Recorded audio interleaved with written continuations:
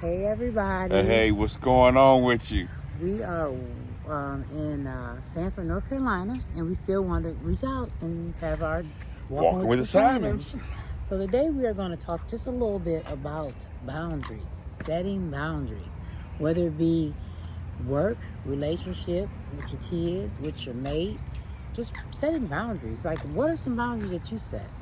With me and my husband, we have talked about and established boundaries as far as what we will and will not tolerate in our households. So it's no misunderstanding or no miscommunication when we say no. Enough is enough. And sometimes people don't set boundaries and they look back in hindsight, wish they would have, but it's too late. So what boundaries, babe, do you think that me and you have established in our relationship in the last 22 years we've been together? Actually, to be honest with you, we have set a few of them. I think one of the major ones when we first got together was children. Children was.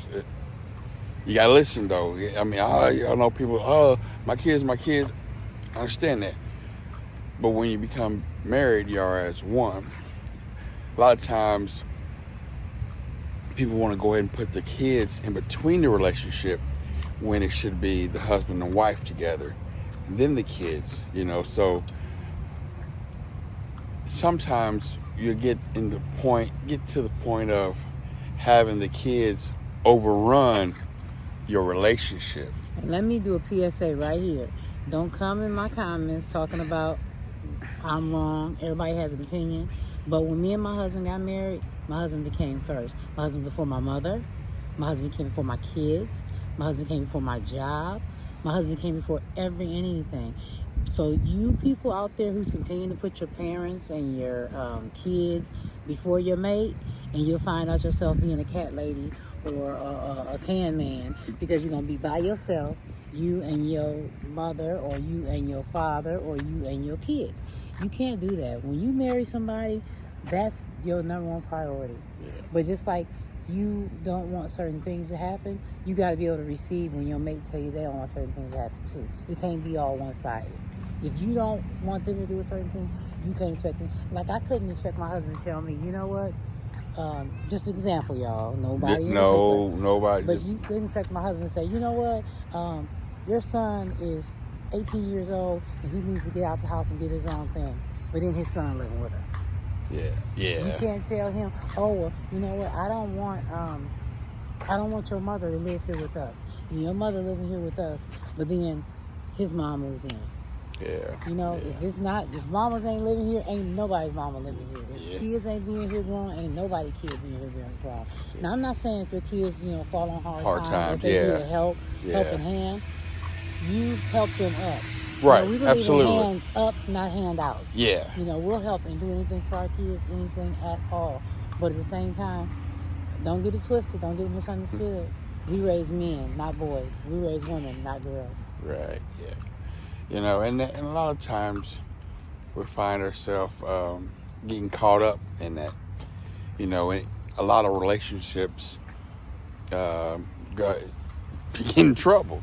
Get in trouble because they get in a big fight about, well, it's my kids or it's my parents, it's my, family, it's my whatever. But when you're married, it's y'all. It's not just I. And you have to look at it into a certain way of, how do my mate feel about the situation, and don't let somebody else tell you what you would have done. You know what I'm saying? Y'all got to work this thing out together, because what works for one won't work for another, and what we do, it works for us, I remember I can tell them a story that about one of our sons, love him to life. We would do anything for him, but we had at the beginning it was kind of like it was a struggle, and then I had to set the boundary had to be set by me, and it had to be set by her. And you have to be on one accord. Yeah. You cannot sit there and say, you want your son, your daughter, or your mother, or your father to be a certain way, but then when it's behind closed doors, you tell them something different. They got to be unified. So the child in question knew that we were on the same page. You ain't you're not gonna piss on us and tell us that it's raining, because we already know. So you can come to me once because you're gonna leave before they did. He's not mistreating you. He's not abusing you. He's not being disrespectful to you. He's not being disrespectful to me. So why should I make this man or ruin my happiness for you? And for then my grown child or his grown child is being raised. Not gonna happen. And see, a lot of times we don't understand, or we forget that our children grow up, and then you're by yourself. You're you living with all the stuff that you said or stuff that you have done, to put that made that wedge in your relationship. But I mean, your kids, they didn't gone and they're building a relationship. They happy. They ain't even thinking about you. Call you every now and then. And then with your parents or your mothers and your fathers, they've lived their lives. Yeah. They've had their lives. They've had their life with their husbands or wives or whatever they chose to do. And now they want you to put your life on hold for them. That's not cool. Live your best life. It's not fair. It really is not. I know we're supposed to take care of our parents, and I believe in that 100%. Not a problem.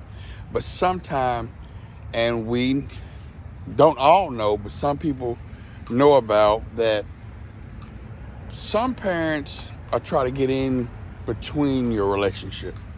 They will try to tear it up. They don't mean, they don't, I'm not going to say they don't mean it, because they know what they're doing. You know what I'm saying? But at the same time, they play on your emotions, So that's something that you have to, as an individual, recognize and get past, work through it. It's a problem, you got to solve it. This is my advice to couples that are not married yet, maybe engaged or thinking about being married. Set your boundaries before you say I do. You can't say I do and then say I don't. You just can't. You can't be accepting of something or tolerate something, and then just because you've gotten tired or you had a bad day or you get up on the wrong side of the bed and decide you no longer want to deal with it. That's not how it works. No. You tell them from Jump Street, I'm not going to tolerate this, I'm not going to tolerate. And it can be a deal breaker or it can be a relationship maker. I like that. Deal breaker or relationship maker. Hey. You decide. Yeah, you definitely do. And don't sugarcoat it, Be real. If it offends you, if it's bothering you, y'all need to talk about it. Yeah, put it on the table. Make sure, y'all know. It's got to be well known. Don't act like the person should be reading your mind. I don't believe in that. I don't believe in, the person should be psychic and know how you feel. And no, you need to tell that person how you feel. If you're not going to tell them how you feel, don't expect them to know how you feel. And just like with kids, a very statement I really do believe in is that it takes a village. Well, that village also can be in marriages. It takes a village. If you got some good friends or friends that has a solid relationship and it's not going to lead you in the wrong direction and tell you nothing wrong, sit down and have a conversation. Have an open forum or a round table with them and just talk about how things are.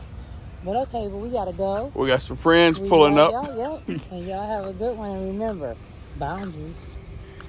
And assignments love y'all.